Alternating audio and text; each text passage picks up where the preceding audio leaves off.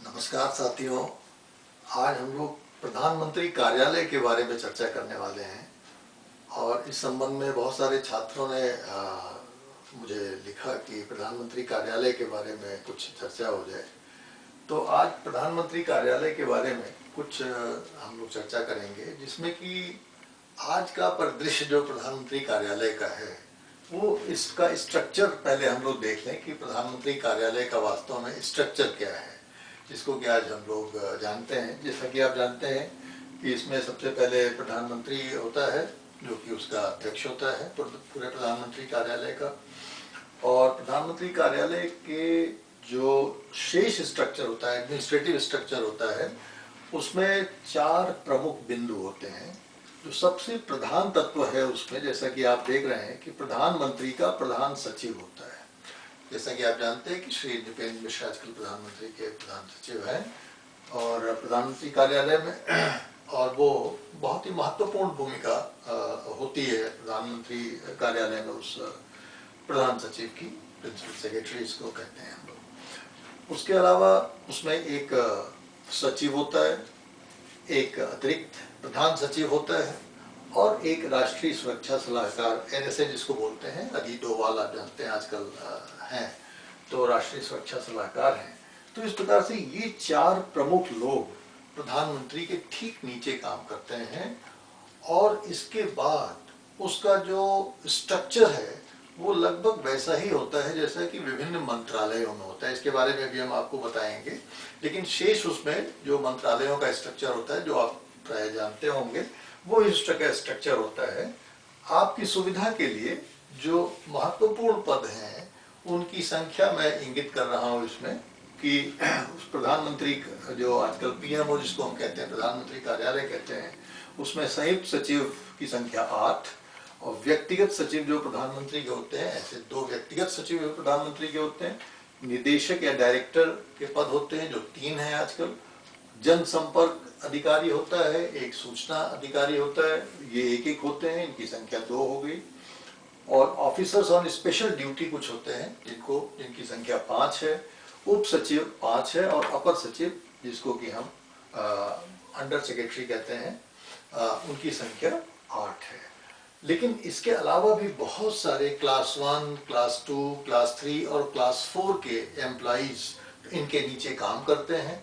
और इस प्रकार से अगर मैंने पूरा प्रधानमंत्री कार्यालय के जब कार्मिक शीट का विश्लेषण किया तो मैंने पाया कि उसमें प्रधानमंत्री के अलावा टोटल प्रधानमंत्री से लेकर और चपरासी तक की अगर गणना की जाए तो कुल 403 लोग उस कार्यालय में कार्यरत है, प्रधानमंत्री को मिला के। और इस प्रकार से आप स्वयं देख सकते होंगे कि 403 लोगों का या 400 प्रधानमंत्री को छोड़ दें तो 402 लोगों का ये जो पर्सनल डिपार्टमेंट है पूरा प्रधानमंत्री का, ये कितना व्यापक है, बड़ा है। एक जमाना था जबकि ऐसा नहीं हुआ करता था, हम उसके ऐतिहासिक पक्ष पे भी जाएंगे। लेकिन पहले बात करते हैं कि ये जो प्रधानमंत्री कार्यालय है, आइए देखें कि इसकी संवैधानिक स्थिति क्या है। क्या संविधान में प्रधानमंत्री कार्यालय का कोई भी प्रावधान है? तो फैक्ट तो ये है कि हमारा संविधान इस संबंध में मौन है। हमारे संविधान में प्रधानमंत्री कार्यालय की कोई चर्चा कहीं पे नहीं है।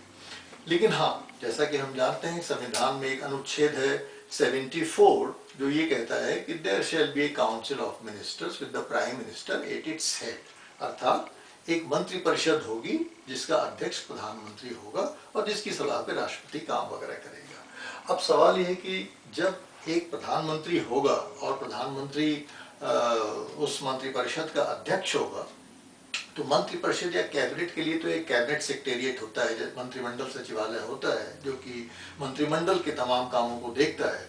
लेकिन प्रधानमंत्री एक अध्यक्ष के रूप में, मंत्रिमंडल के अध्यक्ष के रूप में जो काम करता है, उसके लिए किसी कार्यालय की व्यवस्था नहीं थी। सबसे पहले हम अगर देखें तो हमारा जो कॉन्स्टिट्यूशन का आर्टिकल 77 है, आर्टिकल 77 पैराग्राफ या सेक्शन 3, उस 77 पैराग्राफ या सेक्शन 3 में ये व्यवस्था की गई है कि राष्ट्रपति भारत सरकार के कार्यों के सुचारू रूप से संपादन के लिए निर्णय करेगा या उसके लिए रूल रेगुलेशन बनाएगा कि आखिर भारत सरकार कैसे ठीक ढंग से काम कर सकती है। तो इस संबंध में सबसे पहली पहल 1961 में हुई, जिसके बारे में मैं अभी आपको बताऊंगा। थोड़ा सा उस पर विराम करते हैं और कुछ और ऐतिहासिक पक्षों पे जाते हैं कि आखिर यार ये प्रधानमंत्री कार्यालय की आखिरकार ये जरूरत ही क्यों पड़ी। और इसकी जरूरत इसलिए पड़ी कि जब देश आजाद हुआ तो देश की आजादी के समय सारा का सारा उसके पहले काम गवर्नर जनरल किया करता था, जो कि इंग्लैंड की महारानी को रिपोर्ट करता था। और गवर्नर जनरल का जो ऑफिस था, गवर्नर जनरल का जो ऑफिस था, उसका जो सेक्रेटरी था, वो सेक्रेटरी वास्तव में उसके सारे कामों की ऑफिशियल वर्क्स को देखा करता था। और जब भारत स्वतंत्र हुआ तो लगभग गवर्नर जनरल का जितना भी काम था वो सारा का सारा काम प्रधानमंत्री को हस्तांतरित हो गया, प्रधानमंत्री को करने को कहा गया कि आप इसको करिए। और जाहिर है कि उस समय में वही उसी के समकक्ष एक principal secretary to the prime minister का पोस्ट क्रिएट किया गया, और जो कि प्रधानमंत्री को मशवरा देता था।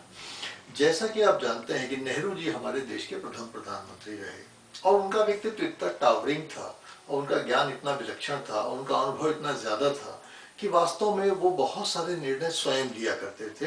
और चाहे वो मंत्रिमंडल का सचिवालय रहा हो, चाहे उनके मंत्रिमंडल के सहयोगी रहे हो, चाहे उनका अपना व्यक्तिगत प्रिंसिपल सेक्रेटरी रहा हो, उन लोगों के परामर्श का उन पर बहुत ज्यादा कोई प्रभाव नहीं पड़ता था, क्योंकि वो खुद बहुत रमे हुए थे, पूरे स्वतंत्रता आंदोलन से निकल के आए थे और हर चीजों को बहुत बारीकी से और बेहतर समझते थे। इसलिए वो बहुत ज्यादा तवज्जो इन लोगों के एडवाइस पर नहीं देते थे और ज्यादातर निर्णय वो स्वयं ही लिया करते थे।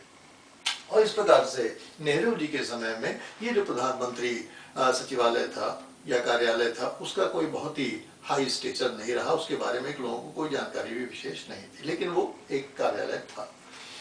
सबसे पहली समस्या या सबसे पहला इसमें डेवलपमेंट जो है वो हुआ कि 1961 में भारत सरकार का बिजनेस एलोकेशन रूल्स बना 1961, और उसमें दो प्रकार के कार्यालयों का उल्लेख किया गया। और उसमें कहा गया कि प्रधानमंत्री को अपने विशिष्ट या विशेष कार्यों के संपादन के लिए एक कार्यालय की जरूरत है, जिसका नाम प्रधानमंत्री कार्यालय होना चाहिए, पीएमओ होना चाहिए, और उसके लिए एक अलग से व्यवस्था की गई। और दूसरा कैबिनेट सेक्रेटेरिएट अर्थात मंत्रिमंडल सचिवालय की व्यवस्था की गई कि भाई वो विभिन्न जो समितियां हैं, कैबिनेट की कमेटीज हैं या बिजनेस रूल्स हैं, उसको वो देख रेख करेगा, समायोजन करेगा, कोऑर्डिनेशन करेगा, जो कुछ भी उसको करना है वो करेगा, लेकिन प्रधानमंत्री के लिए एक अलग से कार्यालय की व्यवस्था होनी चाहिए। नेहरू जी का देहावसान हो गया और उसके बाद शास्त्री जी जब प्रधानमंत्री भारत के बने तो शास्त्री जी ने इस ऑफिस को, चूंकि शास्त्री जी का उतना ज्ञान उतना अनुभव नहीं था जितना कि नेहरू जी का था, लेकिन उन्होंने इस कार्यालय को सबसे पहली बार एक प्रमुखता प्रदान की और उनके समय में इस कार्यालय का नाम विधिवत प्राइम मिनिस्टर सेक्रेटेरिएट के रूप में जाना गया। और जब प्रधानमंत्री के रूप में इंदिरा गांधी आई, शास्त्री जी के बाद जब इंदिरा गांधी भारत की प्रधानमंत्री बनी, तो इंदिरा गांधी के समय में ये ऑफिस अचानक ही बहुत महत्वपूर्ण हो गया, क्योंकि इंदिरा गांधी का भी जो व्यक्तित्व था वो एक प्रकार से अपने पिता के ही पदचिह्नों पे चल रही थी, और उन्होंने प्रधानमंत्री कार्यालय को वास्तव में एक विशेष तवज्जो दिया और उसको एक पावर सेंटर के रूप में डेवलप किया, जिसमें एल.के. झा, पी.एन. अक्सर वगैरह इस प्रकार के लोग थे, जिन्होंने कि राष्ट्रीय और अंतर्राष्ट्रीय स्तर पर श्रीमती गांधी के साथ काफी शिरकत किया हर प्रकार के निर्णयन में, और एक प्रकार से प्रधानमंत्री कार्यालय फिर बहुत प्रमुखता में आ गया श्रीमती इंदिरा गांधी के समय में। जब मोरारजी देसाई 1977 में भारत के प्रधानमंत्री बने तो उनको ये चीज नागवार गुजरी कि प्रधानमंत्री कार्यालय बेमतलब क्यों इतना ज्यादा सशक्त हो रहा है, तो उन्होंने इसका नाम फिर बदल के प्रधानमंत्री सचिवालय कर दिया और उसको लो की प्रोफाइल पे कर दिया। उनके बाद जैसा कि हम लोग जानते हैं कि भारत के प्रधानमंत्री के रूप में चंद्रशेखर या वीपी सिंह इस प्रकार के लोग आए, जिनका कार्यकाल बहुत छोटा था, इसलिए वो कोई बहुत विशेष प्रभाव इस कार्यालय पर नहीं डाल सके। लेकिन हाँ, राजीव गांधी के समय में फिर ये कार्यालय बहुत प्रमुखता में आ गया और बहुत सारे ऐसे लोग उसमें आ गए जो कि अपने अपने सब्जेक्ट के स्पेशलिस्ट थे। राजीव गांधी खासतौर से ऐसे लोगों को लाए जिसमें सैम पिट्रोडा का नाम विशेष रूप से आता है, जिन्होंने कि एक प्रकार से इंफॉर्मेशन टेक्नोलॉजी का देश में सूचना क्रांति का एक वहाँ पे पहला कदम बढ़ाया, एक इनिशिएटिव अच्छा लिया उन्होंने।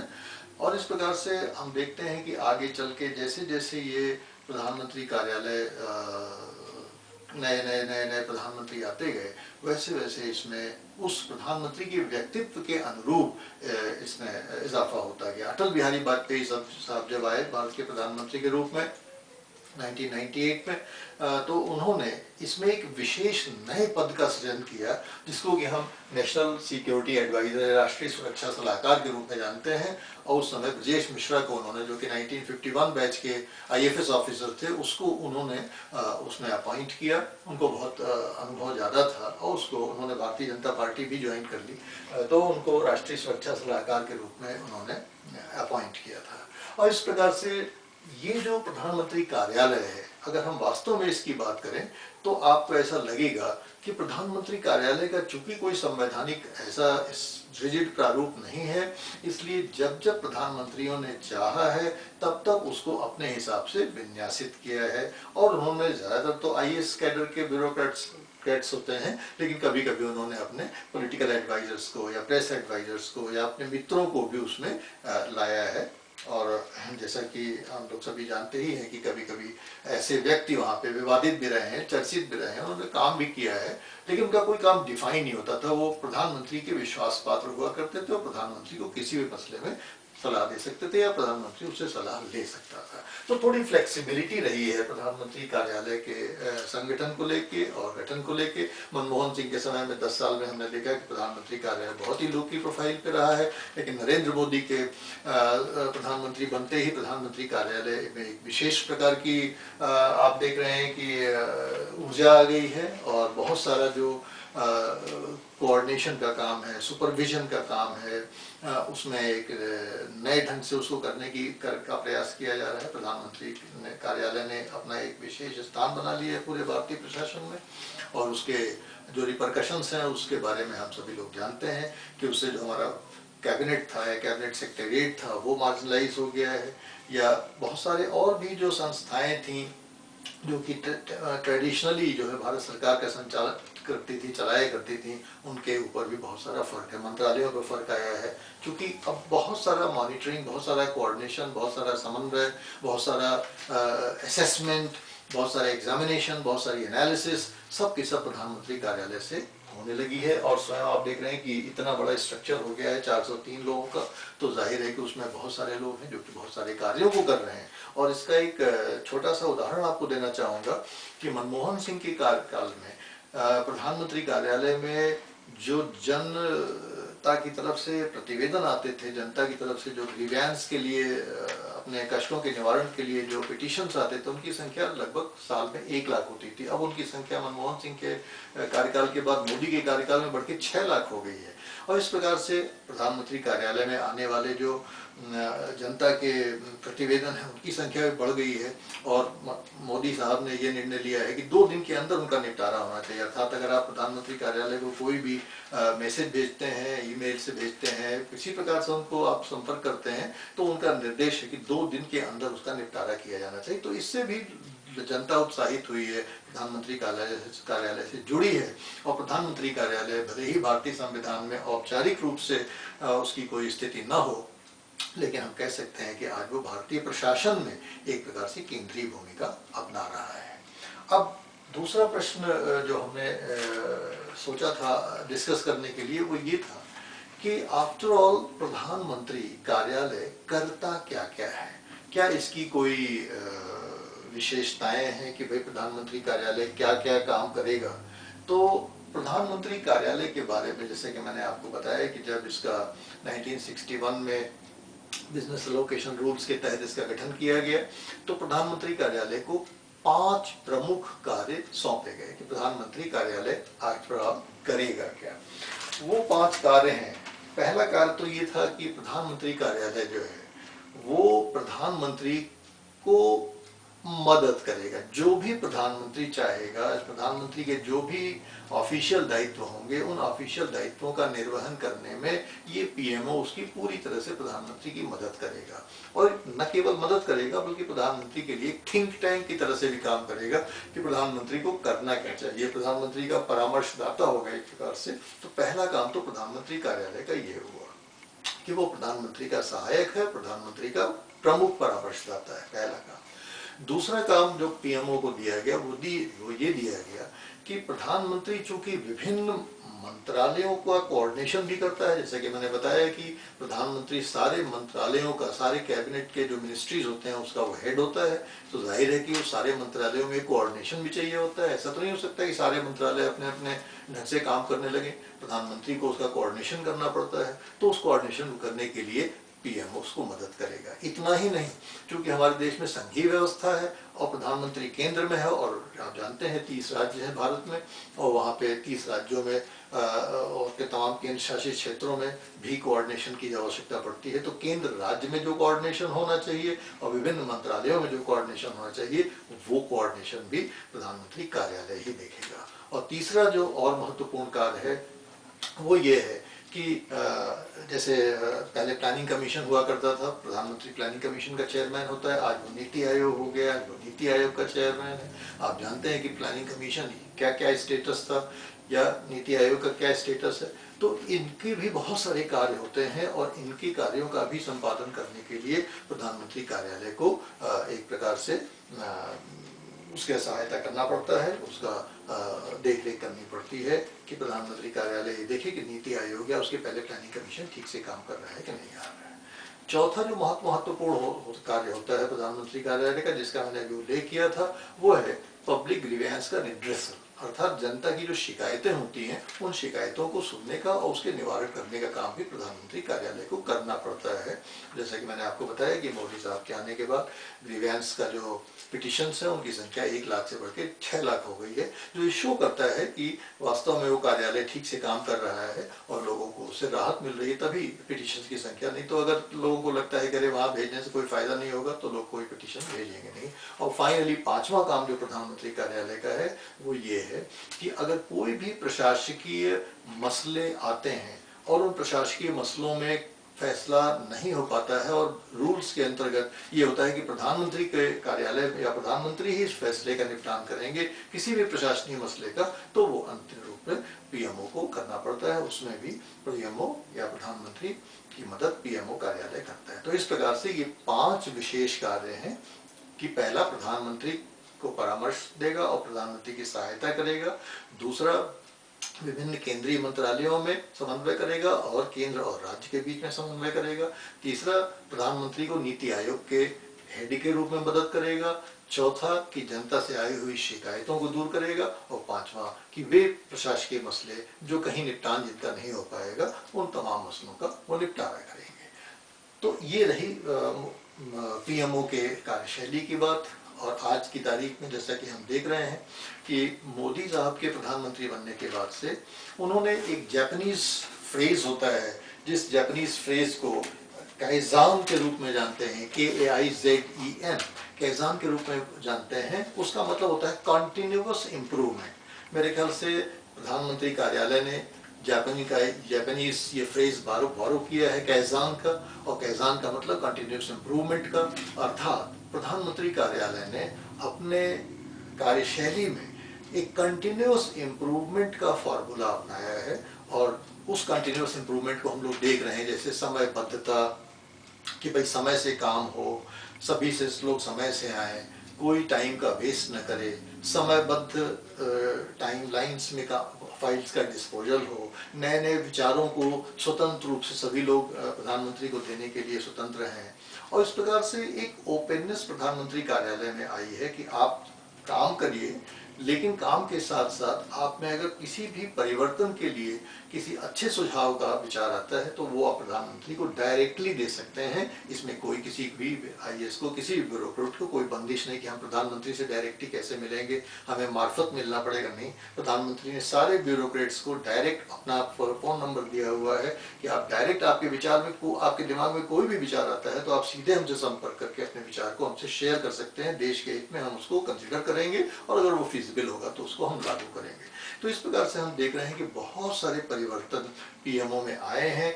हालांकि इसका अगर एक परिणाम हम अपने पॉलिटिकल सिस्टम के ऊपर देखें कि प्रधानमंत्री कार्यालय का जो बढ़ता हुआ प्रभाव है वो वास्तव में प्रधानमंत्री कार्यालय का ही बढ़ता हुआ प्रभाव नहीं है, वो प्रधानमंत्री का भी पूरे पॉलिटिकल सिस्टम में बढ़ते हुए प्रभाव को परिलक्षित करता है।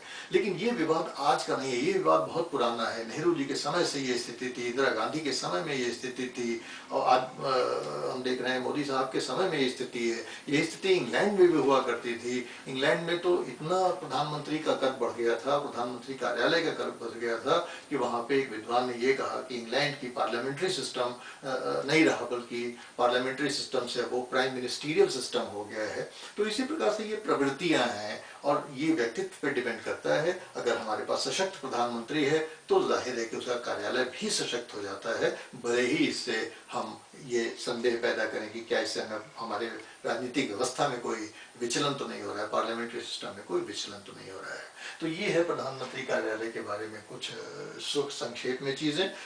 मुझे आशा है कि इससे आपको थोड़ी सी सहायता मिलेगी, मदद मिलेगी। और इस संबंध में अगर और भी कोई प्रश्न हो, मैंने बड़े संक्षेप में इसको डील करने का प्रयास किया है, इस पर आप और पढ़िएगा। और अगर आपको कोई भी चीज़, कोई भी जानकारी या कोई भी ऐसे आपके प्रश्न हो तो ज़रूर हमसे पूछने में हिचकिचाइएगा मत, और मुझे बड़ी खुशी होगी उन प्रश्नों का समाधान करने के लिए। Thank you very much.